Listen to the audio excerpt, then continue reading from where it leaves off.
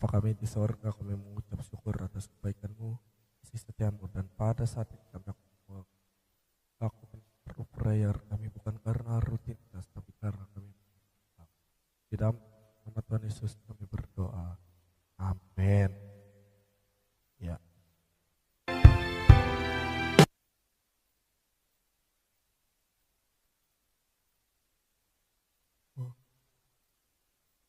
Katakan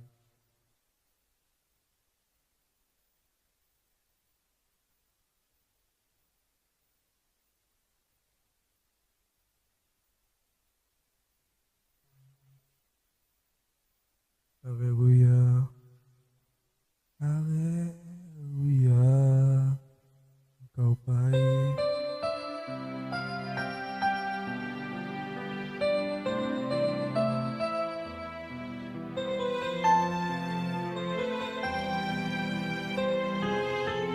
Katakan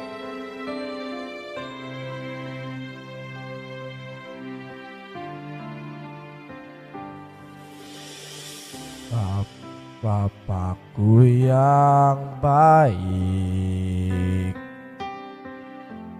Kau sangat ku cinta melebihi segalanya, lebih dari segalanya di dalam hidupku Tuhan. Hidupku Bapakku yang baik, Engkau yang kami perlu, Engkau yang ku perlu melebihi segalanya Tuhan, lebih dari segalanya kasih-Mu bagi setiap kami, kasih-Mu bagiku. Sama-sama kita katakan, tak pernah berakhir kasih setiamu, selalu nyata dalam hidupku, tak pernah berhenti ku berharap padamu, Yesusku. Kau segalanya. Dari awal kita nyanyikan, oh haleluya.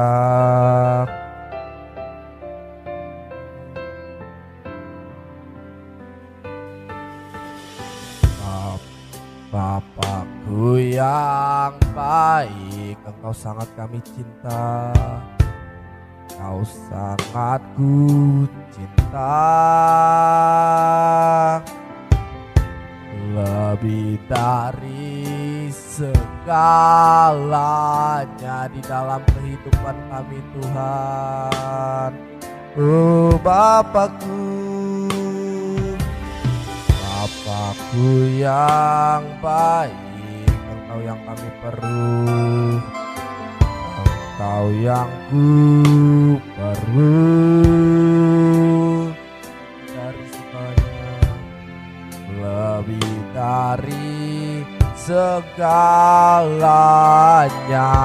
kasih-Mu bagiku. Mari sama-sama nyatakan, tak pernah berakhir kasih setiamu, selalu nyata dalam hidupku, tak pernah berhenti berharap padamu, Yesusku.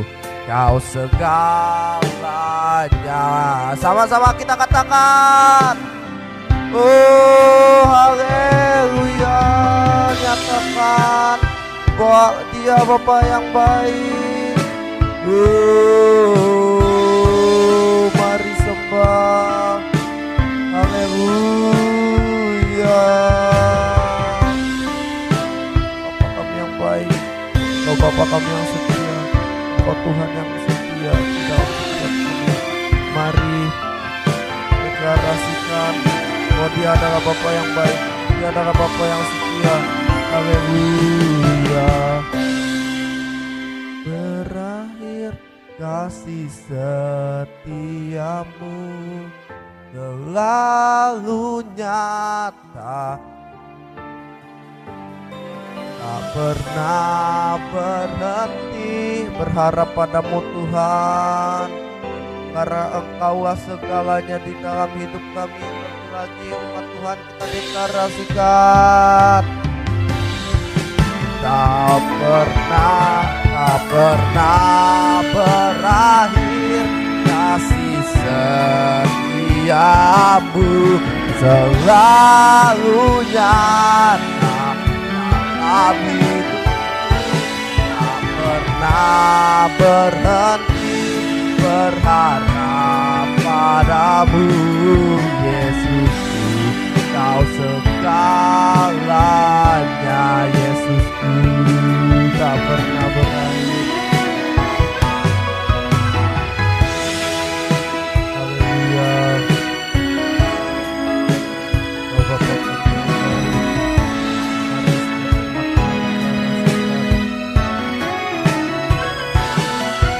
tak pernah berhenti berharap padamu Yesus, Kau segalanya Yesusku, Kau segalanya Yesusku, Yesusku, Kau segalanya. Mari sembah Dia. Haleluya. Mari. Haleluya. Mari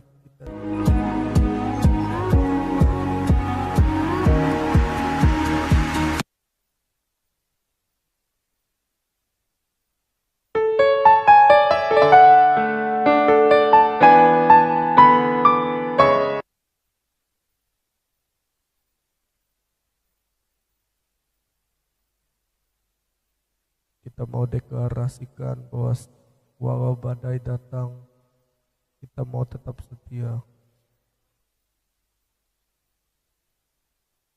Haleluya. Haleluya. Mari setiap anak Dia.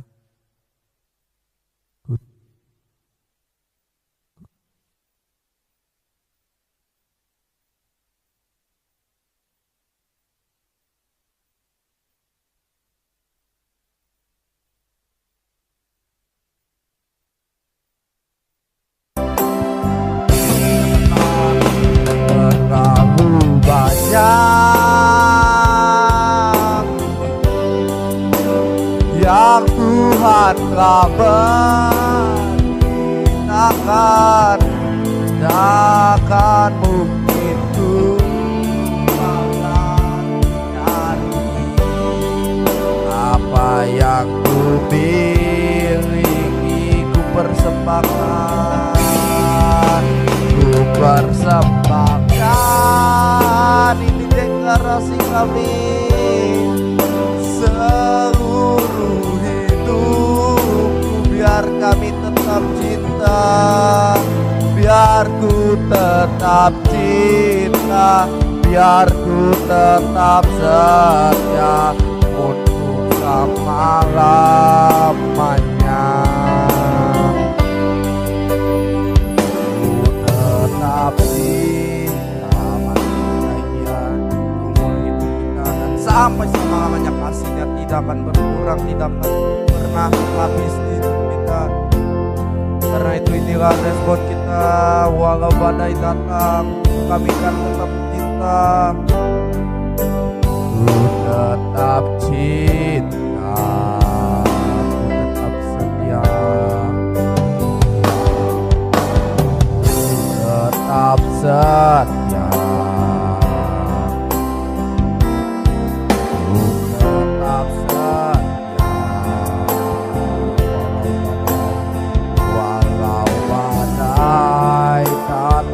Menerpa, ku tetap setia. Katakan terlalu banyak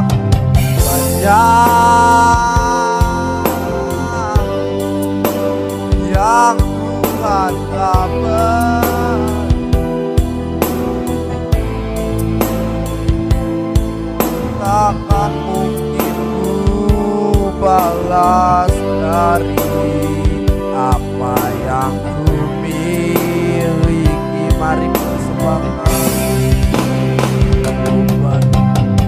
dan kami persembahkan seluruh hidupku,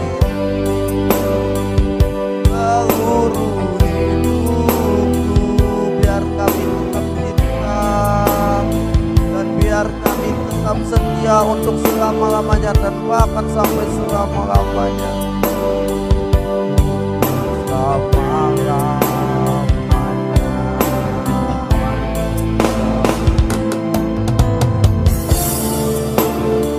tetap cinta dan ku setia selama-lamanya.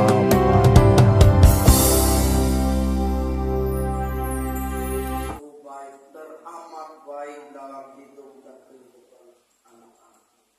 Sebentar kami akan merenungkan kebenaran firman-Mu. Sampaikan firman-Mu, urapi kami di tempat ini, urapi keluarga kami. Di dalam nama Tuhan Yesus kami berdoa. Amin. Langsung saja kita ke pemberitaan firman Tuhan. Namun sebelum itu, ini adalah ibadah pertama dalam sejarah ya. Tapi bagi yang bingung kenapa pakai kaos ini, yes, tapi worship is worship. Ibadah adalah ibadah. Semua ibadah adalah sesuatu yang unik. Tetapi ibadah yang beda adalah cara penyampaian. Kalau kita berbicara di depan umat, ibadah umum itu berbeda dengan ibadah biasa. Kalau kita berbicara khotbah dengan lansia, pasti akan beda dengan lansia. Kalau kita khotbah dengan anak sekolah minggu, pasti akan berbeda dengan anak sekolah minggu, betul kan? Nah, hari ini dasar perenungan firman Tuhan kita ada di dalam Matius pasal 19. Ini tentang Yesus memberkati anak kecil. Ya, Matius pasal 19 ayat yang ke-13 sampai ayat yang ke-15. Kita baca secara bersama-sama aja karena cuma 3 ayat doang. Oke, 1, 2, 3. Lalu orang-orang membawa anak-anak kecil kepada Yesus supaya ia meletakkan tangannya atas mereka dan mendoakan mereka. Akan tetapi murid-murid yang memarahi orang itu.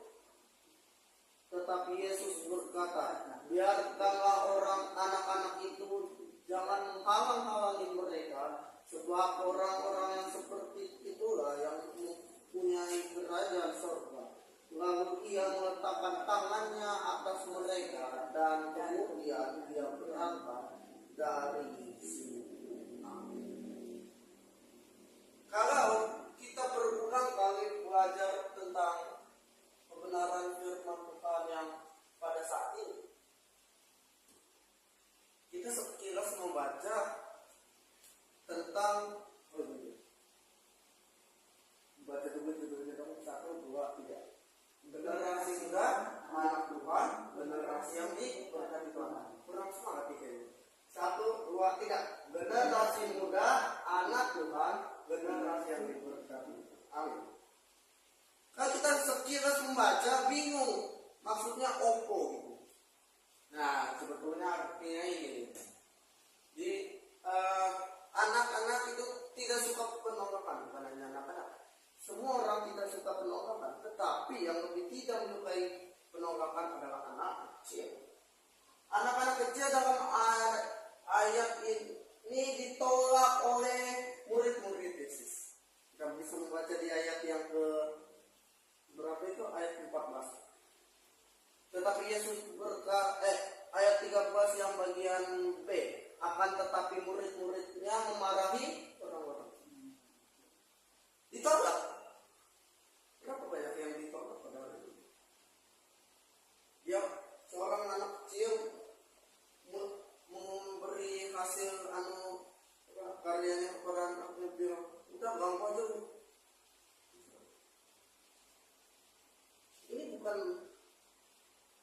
hanya kata firman, ini juga kata sebuah penelitian.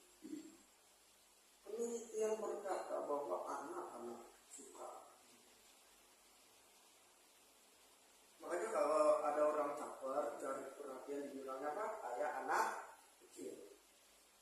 Dan benar, anak kecil adalah anak yang haus akan yang namanya pengakuan dan juga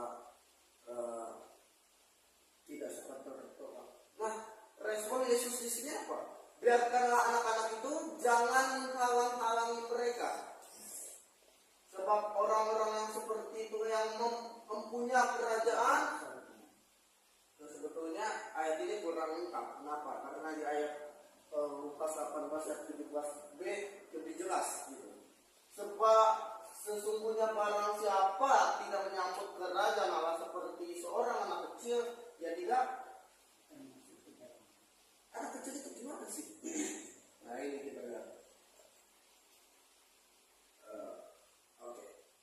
Kita baca yang bagian bisa, kalau tidak bisa nanti remember this, whoever does not receive the kingdom of God like a child will never enter it. Remember this, whoever does not receive the kingdom of God like a child, perhatikan, will never enter it. Artinya, ingatlah barang siapa tidak menerima kerajaan Allah seperti anak-anak ini, apa? Dia tidak masuk ke dalam kerajaan Allah. Anak kecil itu seperti apa? Yang pertama, hati yang tulus. Kalau di mau dimanapun tempatnya seramai apapun, kalau udah manggil nama bapaknya, emaknya, dipanggil Pak, gua lapar, aku lapar Pak. Mau di mall, Pak mau beli mainan. Senjata poin utama anak kecil apa? Nangis betul kan? Mau beli mainan, nggak ada duit. Yang kedua adalah hati yang kalau anak kecil berebutan mainan, lari, itu beda dengan orang-orang dewasa berkelahi. Kenapa? Anak kecil berantem 5 menit selesai. Berantem 5 menit, 5 menitnya kelar, baikan lagi. Betul kan? Iya. Apakah kalau anak orang dewasa ribut, apalagi di sosmed, udah dunia kayak udah mau kiamat. Yang ketiga adalah hati yang terbuka, seperti yang di awal, terbuka. Dia apa ya, dengan kepolosannya seperti kertas itu, kurang lebih seperti polos, walaupun ada tulisan. Nah, ini polos.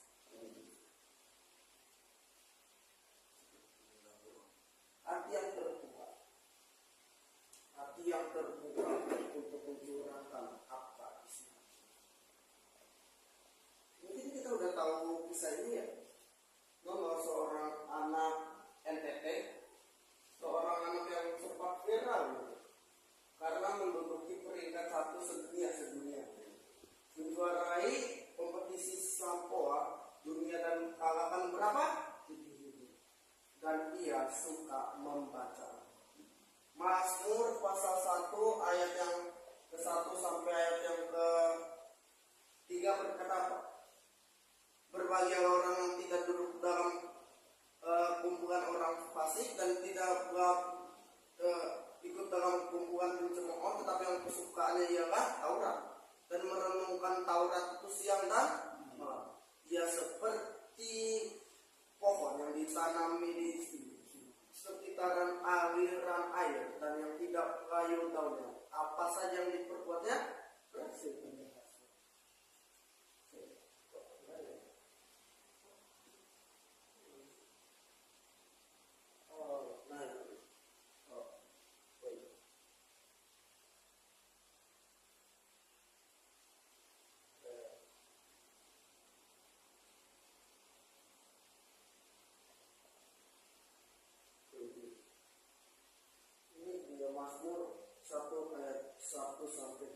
sudah digenapi dalam diri seorang anak ini.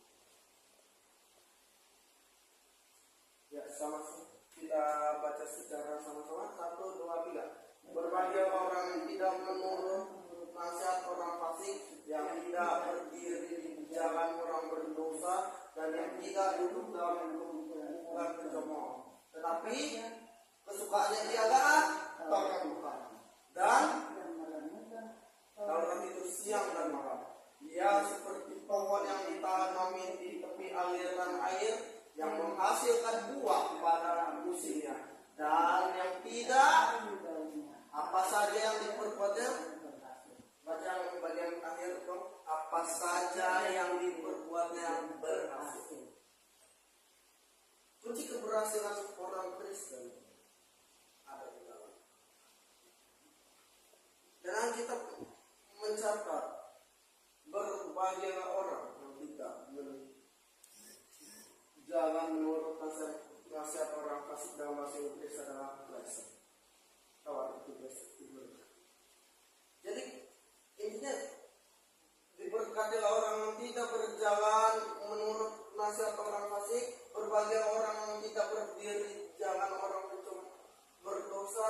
Berbahagialah orang yang tidak duduk dalam kumpulan pencemooh. Dan diberkatilah yang kesukaannya ialah Taurat Tuhan, dan ia yang merenungkan Taurat itu. Blessed.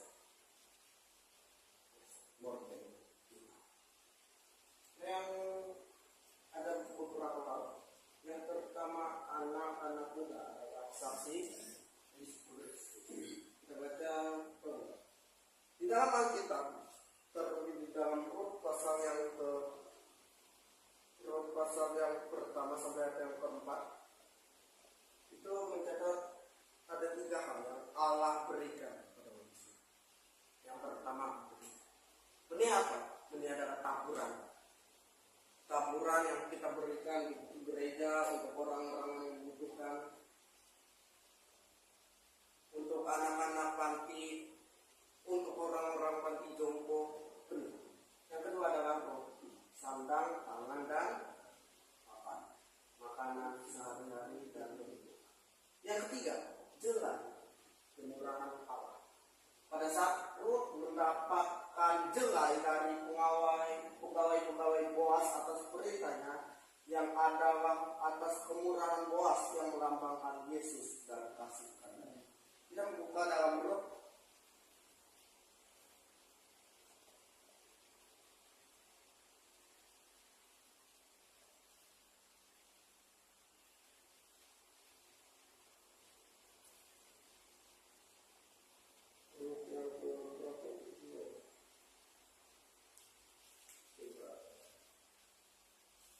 kita baca Rut 1 dulu, terus 1.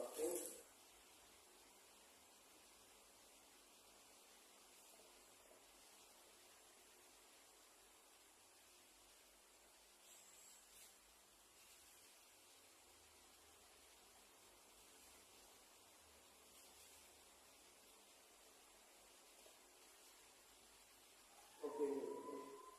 1 ayat 19 sampai 20. Dan berjalanlah keduanya sampai mereka tiba di Bethlehem. Ketika mereka masuk ke Bethlehem, tempatlah seluruh kota itu karena mereka. Dan perempuan-perempuan itu berkata, Naomi kah itu? Tetapi ia berkata kepada mereka, jangan sebutkan aku Naomi, sebab sebutkanlah aku Mara, sebab yang Maha Kuasa atau Allah telah melakukan yang baik kepada. Oke, berhenti sampai dia situ. Dia berkata, jangan sebut gua lagi Naomi, tapi sebut Mara. Tuhan melakukan yang baik kepada Tuhan. Kenapa melakukan yang baik? Baca di ayat 1 sampai seterusnya kita melihat bahwa Naomi dan Rut ini mengalami kedukaan. Suami dan anaknya meninggal. Suaminya meninggal beserta. Dan ketika mereka meninggal, mereka ini maksudnya adalah suami mereka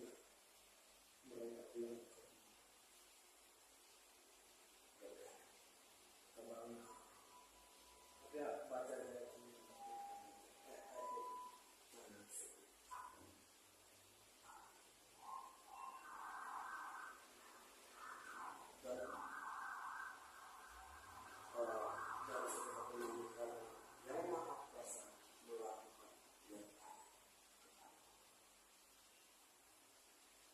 Tuhan gak pernah ngelakuin yang pahit.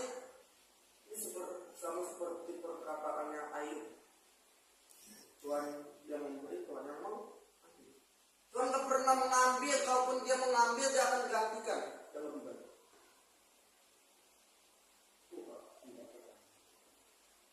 Kalau ada sesuatu yang pahit itu datang dari Allah. Ketika Petrus berjalan di atas air, sebelum jalan itu kan Tuhan nyuruh mereka itu menyingkir gitu, biar doa sendiri. Tahu nggak Yesus ada pada Yesus?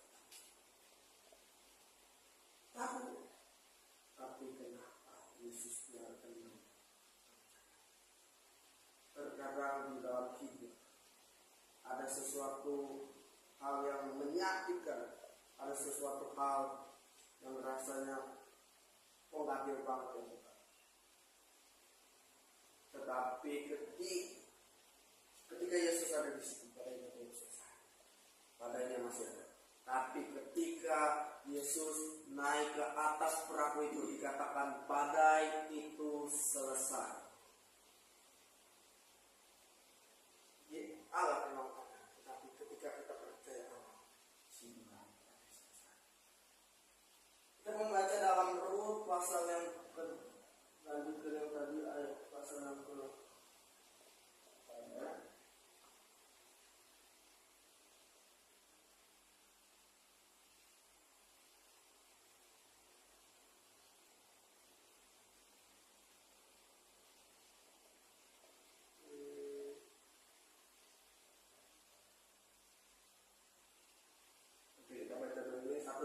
Sesudah itu, bacanya bertanya ya. Sesudah itu berkatalah Boas, tidak usah dengar dahulu anakku,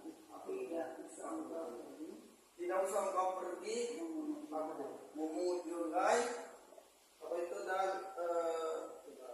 memungut julai ke ladang lain, dan tidak usah juga engkau pergi dari sini, tetaplah dekat pengerja pohon.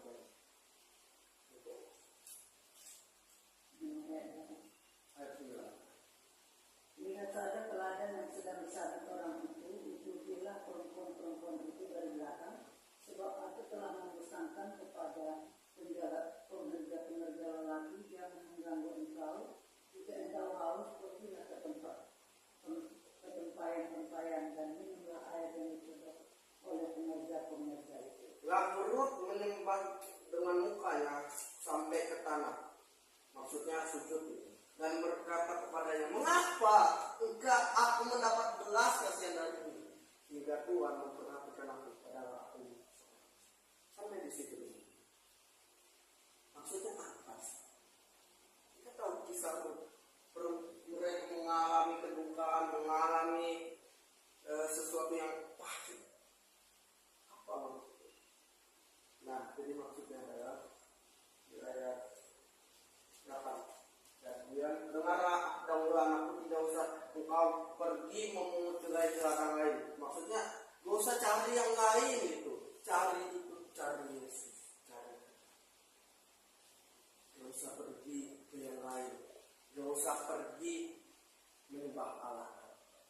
Kenali Allah Abraham, Ishak dan Allah yang berjalan melintasi semua, Allah yang rela mati. Ayat 9, lihat saja ladang yang sedang disabit. Maksudnya orang itu yang mengusahakan, bukan Rut, tetapi orang mengusahakan Rut yang menerima hasilnya. Sebab aku telah memesankan kepada pengerja laki-laki, jangan mengganggu kau, berkat firman Tuhan. Jika engkau haus, pergilah ke tempayan itu dan minumlah air yang dicedok oleh pengerja itu. Maksudnya, ketika kita nggak haus,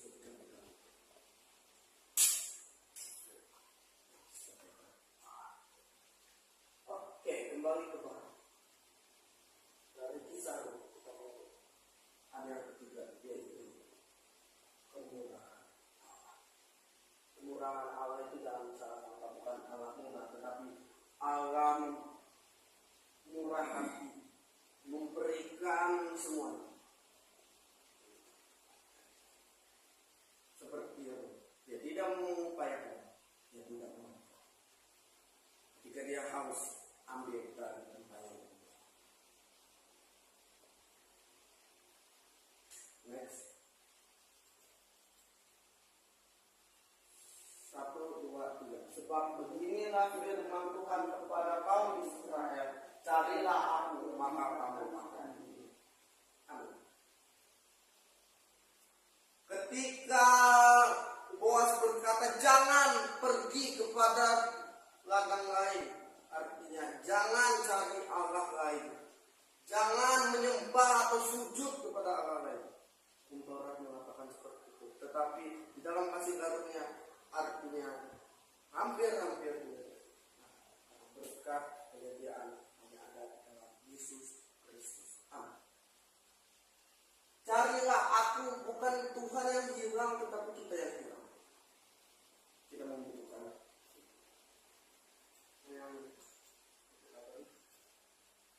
carilah aku, yaitu Yesus, maka kamu akan hidup. Kehidupan yang baik dan kuasa dimulai dari mencari Yesus dan menemukan siapa engkau. Ketika engkau mencari Tuhan, engkau hidup, tetapi bukan sekedar hidup dan berkuasa.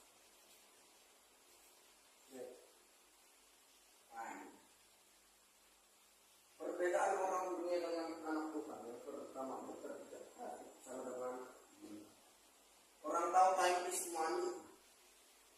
Orang tahu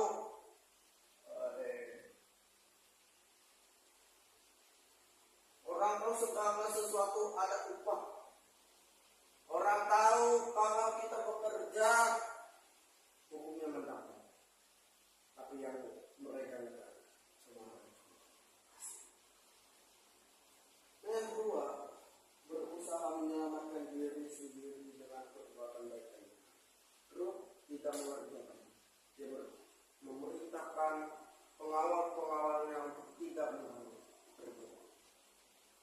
Ada berkat perlindungan, ada penyediaan. Ya, ketiga, doa diselamatkan oleh kematian. Bekerja, lakukan apa?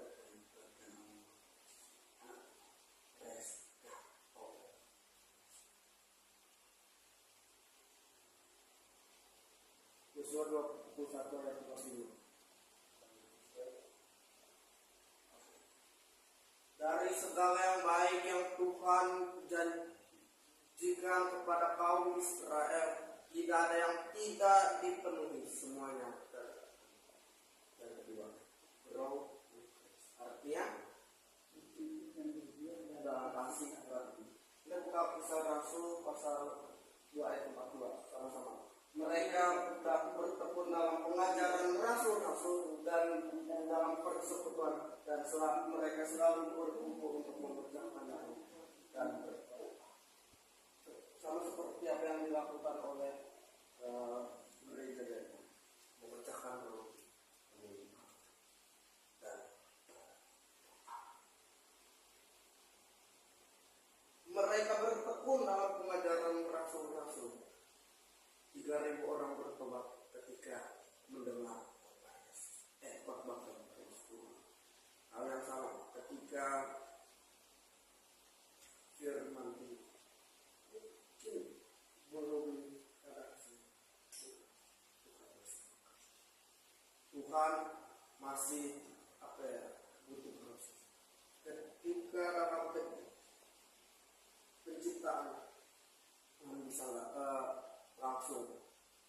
semua bumi, langit, cakrawala bisa. Tapi dia tidak melakukannya. Kenapa? Proses, dia butuh proses. Dia butuh proses, ada yang dijalani. Ketika manusia diciptakan, dia nggak langsung, dia nggak pakai firman asal, langsung jadi. Tapi dia membentuk dari tanah, dia membentuk, menciptakan manusia. Dan barulah terakhir menghembuskan nafas ke dalam lubang hidung manusia. Dia menciptakan dengan tangannya, yang lain diciptakan dengan firman. Jadilah bumi, maka bumi jadi. Jadilah langit, maka langit jadi. Jadilah petang, jadilah pagi. Itulah hari pertama. Kenapa jadilah petang, jadilah pagi? Dalam waktu orang itu hidup. Waktu, kalau kita kan waktu dimulai dari 24:00 gitu, atau 00:01 WIB gitu. Tapi kalau mereka enggak, kalau mereka 18:01 WIB jam 6 sore itu waktu dimulai. Jadi ketika Allah bekerja dari misal jam 6 sore, selesainya jam 6 sore juga. Agak bingung dengan waktu orang Yahudi. Nah, barulah di hari ke-7 dia beristirahat, bukan karena gereja. Dia mengajarkan kita untuk beristirahat. Ketika manusia membuka, gak usah dia meminta, gak usah dia bekerja. Mau makan, ada pada. Mau minum, sungai banyak, minum air. Manusia kedua yang membuat kekacauan terjadi, yang membuat dosa terjadi. Siapa namanya? Hawa. Manusia kedua yang membuat kekacauan, manusia kedua atas perintah. Kalau kita berbicara kala jengking, ular, hewan-hewan buas itu murah banget. Kenapa? Ketika hal itu terjadi, barulah mereka jatuh. Tetapi Allah melihat hal itu dan kacau, dan turun sendiri dalam rupa manusia, Yesus Kristus menjadi Allah.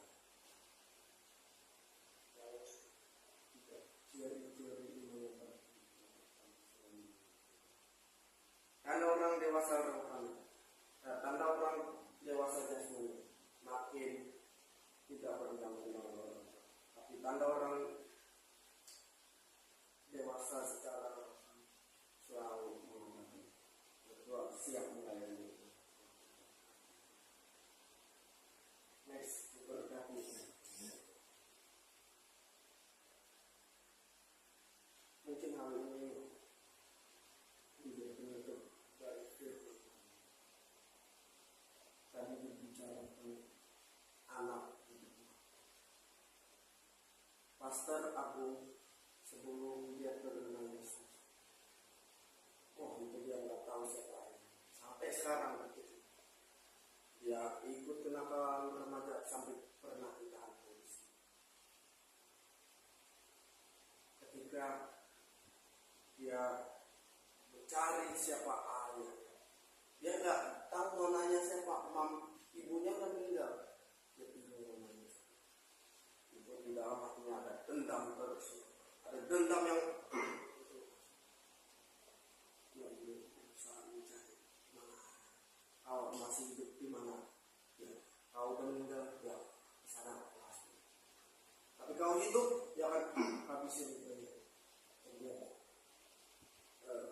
Dan yang akan mikir kamu cuma melahirkan, kamu cuma membuat anak tetapi tidak mau membesarkan. Tetapi ketika dia mengenal Yesus, ketika dia mengenal, mengerti, menerima Yesus, semua berubah. Kalau mungkin dia tidak terima Yesus, dia tidak bisa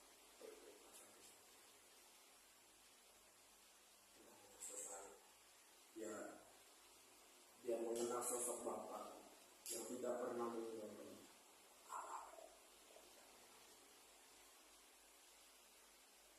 Kita nyanyikan lagu tadi Bapa.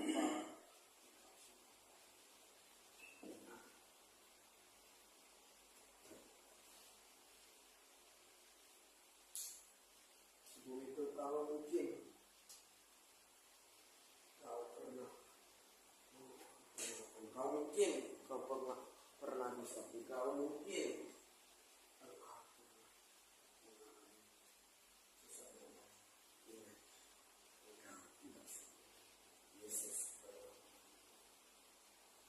kau pernah merasa tersakiti. Nah, Yesus pernah lebih sakit.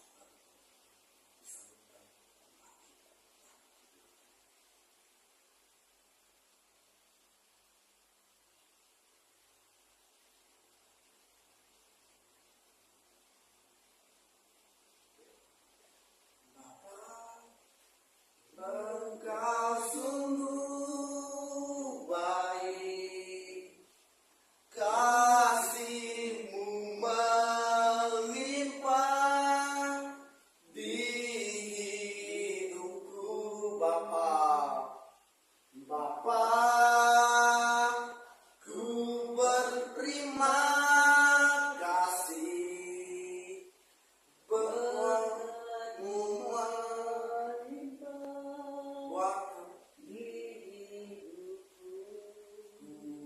naikkan syukurku. Engkau yang hari ini mengalami penderitaan, ingat, engkau tidak sendiri. Bapamu tidak meninggalkan engkau.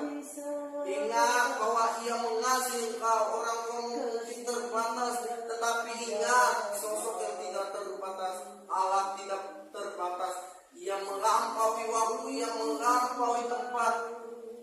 Ia hadir dimanapun manusia hadir. Terhambat pertolongan-Mu, besar setia-Mu di sepanjang hidupku. Naikkan syukurku.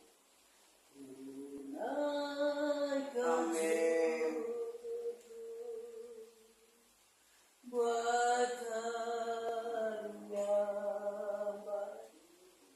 Orang tua berdoa, anak-anak muda nyanyikan ini. Orang tua berdoa, doa. Dan rahmat-Mu selalu baru dan tak pernah terlambat. Pertolongan-Mu besar setia-Mu. Anak-anak muda berdoa, sedangkan orang tua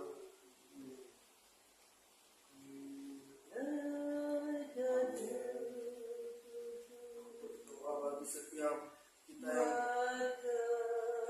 mengalami penderitaan. Aku berdoa yang mengalami penolakan, anak-anak kecil itu mengalami penolakan. Yesus tidak menolak mereka. Yesus tidak menolak mereka. Yesus tidak menolak.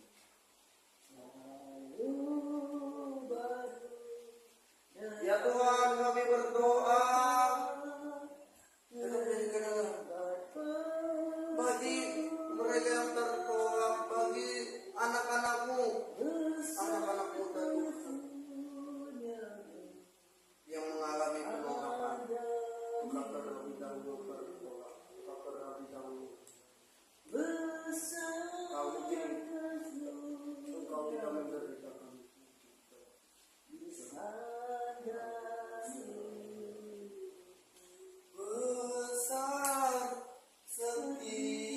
setia-Mu di sepanjang hidupku. Kita tunduk kepala, kita berdoa. Kami mengalami penolakan, kami mengalami segala yang pahit, tetapi yang sering kali kami menyalahkan Tuhan. Kenapa ini harus terjadi? Kami mungkin mengalami badai.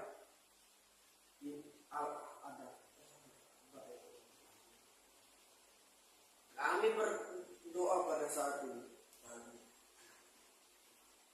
Yang Tuhan tempatkan dimanapun mereka berada. Kami berdoa bagi mereka yang sakit oleh bilur-bilur Tuhan Yesus, mereka sudah sembuh. Kami juga berdoa ya Tuhan pada saat ini menyerahkan hamba-hamba-Mu, baik pendeta, penetua vikaris, diakon WL, singer, guru sekolah minggu, guru agama, multimedia, petugas pembersih gereja, atau siapapun yang terlibat di dalam. Kami berdoa bagi mereka yang dalam kesendirian, baik janda, duda, yatim, piatu, orang jompo, fakir, miskin yang terpenjara. Kamu memberi kasih.